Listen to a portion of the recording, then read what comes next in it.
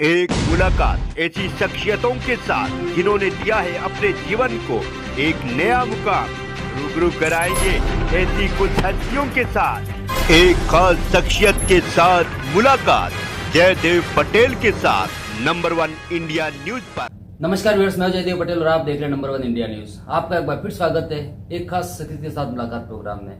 आज हम बात करेंगे देश में लगातार हो रही भारी बारिश के चलते जो बाढ़ की स्थिति पैदा हुई है, इसको लेकर वर्तमान स्थिति क्या है आंध्र प्रदेश और तेलंगाना की, और कितनी एनडीआरएफ की टीमें इस वक्त तैनात की गई है और एनडीआरएफ के सामने किस प्रकार की चुनौती है। इन्हीं तमाम मुद्दों पर बात करने के लिए हमारे साथ खास मेहमान है एनडीआरएफ के उप महानिरीक्षक मोहसिन शाहिदी। सर, आपका बहुत बहुत स्वागत है आज हमारे प्रोग्राम में। धन्यवाद जी मोहसिन जी, आपसे मेरा पहला सवाल है कि तेलंगाना और आंध्र प्रदेश में वर्तमान की मौसम की स्थिति क्या है और साथ ही किस प्रकार का रेस्क्यू ऑपरेशन में चुनौती आ रही है एनडीआरएफ को। देखिए, ये जो बे ऑफ बंगाल में डिप्रेशन डेवलप हुआ था और उसके साथ जो भारी वर्षा एक्सट्रीमली हैवी रेनफॉल हुई है आंध्र प्रदेश में, तेलंगाना में, उससे कई एरिया में फ्लडिंग हुई है और इसको लेकर के एनडीआरएफ की अतिरिक्त तैनाती की गई है। पहले आंध्र प्रदेश में 9 टीमें हमारी तैनात थी और इस स्थिति को देखते हुए उड़ीसा से और तमिलनाडु से हमने 6 टीम बाई रोड भिजवाया। उसके बाद सिचुएशन काफी व्यापक थी। बहुत सारे एरियाज जैसे आंध्र प्रदेश में एलुरु, एनटीआर, गुंटूर डिस्ट्रिक्ट्स में बड़े पैमाने पर जो है बाढ़ आई थी। काफी लोग क्षतिग्रस्त थे। उसको देखते हुए एयरलिफ्ट किया गया। हमारी टीम्स लुधियाना से और पुणे से 8 टीम्स एयरलिफ्ट हुई हैं और बड़े पैमाने पर जो स्टेट की फोर्सेज एजेंसीज हैं, एसडीआरएफ हैं, फायर सर्विसेज, आर्मी भी लगी हुई है, एयरफोर्स भी लगी हुई है, इन सबके साथ एक कोऑर्डिनेटेड एक्शन हो रहा है इवैक्यूएशन के लिए और रिलीफ मटेरियल्स प्रोवाइड करने के लिए। जहां पर तेलंगाना की बात है, वहां भी इसी प्रकार की स्थिति पैदा हुई है और इसमें कई बड़े एरियाज में क्रॉप डैमेज हुए हैं। कई जगह रेल जो ट्रैक्स हैं वो भी क्षतिग्रस्त हुए हैं। तो वहां पर भी जैसे खम्माम में, महबूब नगर में, इन सब जगहों पर काफी बड़े पैमाने पर राहत बचाव कार्य चल रहा है। मोहसिन जी, अगर हम तेलंगाना और आंध्र प्रदेश दोनों ही राज्यों की बात करते हैं तो बाढ़ की वजह से जो हालात जो पैदा हुए हैं, इसमें रेस्क्यू ऑपरेशन में किस तरीके की चुनौती आप लोगों को सामने आ रहा है और अभी तक कितने लोगों के हताहत होने की खबर भी है। देखिए, ये एक लार्ज स्केल फ्लडिंग है और ये इसमें चैलेंज हमेशा रहता है कि प्रायोरिटाइज किया जाए एक्शन कि कौन सा एरिया है जहां पर आपको पहले एक्शन करना है, जहां पर लोग जो है वो एक सिचुएशन में है जहां पर अगर टाइमली एक्शन नहीं होगा तो क्षति पहुंच सकती है। तो वो एक इम्पोर्टेंट एक्शन है जो हम एक स्टेट के एजेंसी के साथ कोऑर्डिनेटेड वे में लेते हैं। वो एक चैलेंज होता है और इसके अलावा चूंकि ऑपरेशंस 24/7 चल रहा है, रात में भी हमें ऑपरेशन करना पड़ता है और रात में एक चैलेंज होता है खुद ब खुद कि आपको जो विजिबिलिटी होती है वो पुअर होती है, बट आप रुक नहीं सकते, आपको एक्शन करना है। बड़े एरियाज हैं, अननोन एरियाज हैं, हम जानते नहीं है उसको। कई बार वाटर करंट जो है, क्योंकि जहाँ जो पानी का बहाव है उसमें करंट होता है, उसमें भी आपको एक कैलकुलेटेड रिस्क लेना है, एक्शन करना है। तो ये सब चैलेंजेस हैं जिसको हम हमारे रेस्क्यूअर्स हैं वो फेस करते हैं और एक समन्वय के साथ एक कार्रवाई करते हैं ताकि फोकस एरियाज में हम समय रहते हुए बचाव कार्य कर सकें।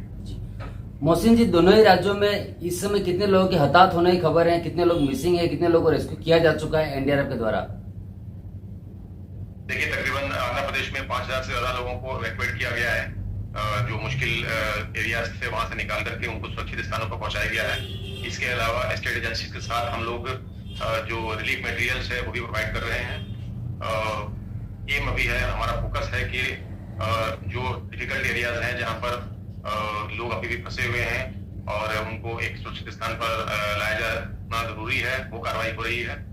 इसके अलावा कई जगहों पर तेलंगाना में भी ये सिचुएशन हुई है जहां पर लोग फंसे गए थे और खासकर जब फार्मर्स हैं वो कहीं जाते हैं खेती करने के लिए और एक बैग जब सैलाब का सिचुएशन आ गया तो उस जगह पर वो फंस जाते हैं।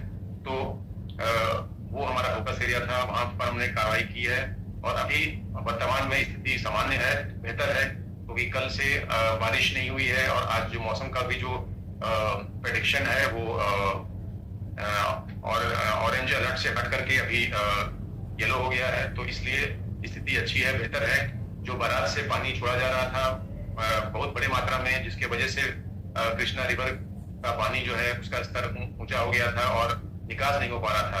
तो इसमें भी अभी कमी आई है, तो इसलिए स्थिति अभी फिलहाल सामान्य है और कंट्रोल में है। जी मोहसिन जी, अगर हम बात करते हैं तो यहाँ पर एसडीआरएफ और एनडीआरएफ के अलावा क्या कुछ वायुसेना या फिर और कुछ एजेंसियों की मदद ली जा रही है? जी, जो कि बड़ा एरिया है तो इसमें आर्मी के भी कुछ कॉलम्स लगाए गए हैं, कुछ एरियाज में उनकी तैनाती की गई है। इसके अलावा जो फायर सर्विसेज हैं और एयरफोर्स के खासकर जो है उनकी भी मदद ली जा रही है।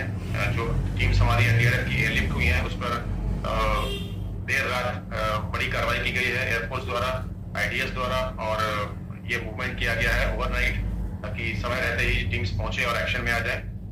ये सब कार्रवाई एक बेहतरीन कोऑर्डिनेशन के साथ की जा रही है। जी मोहसिन जी, आपसे मेरा एक आखिरी सवाल है कि गुजरात में भी इसी तरह के हालात पैदा हुए थे कुछ दिन पहले, वहां पर रेस्क्यू ऑपरेशन क्या पूरा हो चुका है? वहां पर लगभग कितने लोगों को रेस्क्यू किया गया था पूरे ऑपरेशन के दौरान? और साथ ही वहां पर जो मगरमच्छ का जो खौफ लोगों के अंदर था वो कितना चुनौतीपूर्ण था आप लोगों के लिए?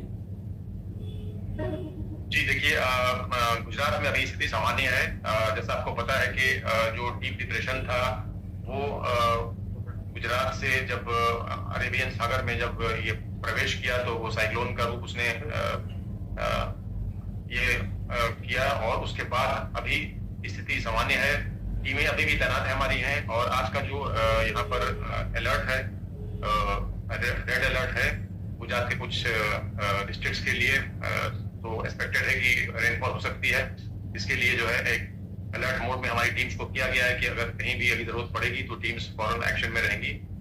जो चैलेंजेस आप बता रहे हैं मगरमच्छ का और इस तरह का, ये अमूमन ये सिचुएशन आती है बिकॉज जब जल जमाव काफी बड़े एरियाज में हो गया तो ये सिचुएशन आती है और इसके लिए हमारे रेस्क्यूअर्स तैनात रहते हैं, तैयार रहते हैं, अलर्ट रहते हैं और जो कम्युनिटी अवेयरनेस प्रोग्राम्स है वो करते रहते हैं और लोगों को भी अवेयरनेस कराते हैं ताकि इस स्थिति में उनको सेफ रखा जाए और अपने हमारे रेस्क्यूअर्स भी सेफ रहें, प्रॉपर प्रिकॉशंस लें, अलर्ट रहें, डबल्स में रहें, लाइटिंग सिस्टम प्रॉपर किया जाए ताकि रात में जब ऑपरेशन हो रहा है तो अंधेरे में कोई ऐसी घटना ना हो। ये सब एक जो सिक्योरिटी प्रिकॉशंस है वो पर्याप्त मात्रा में लिया जाता है। मोहसिन जी, आपने हमारे लिए समय निकाला, बहुत बहुत धन्यवाद। Thank you.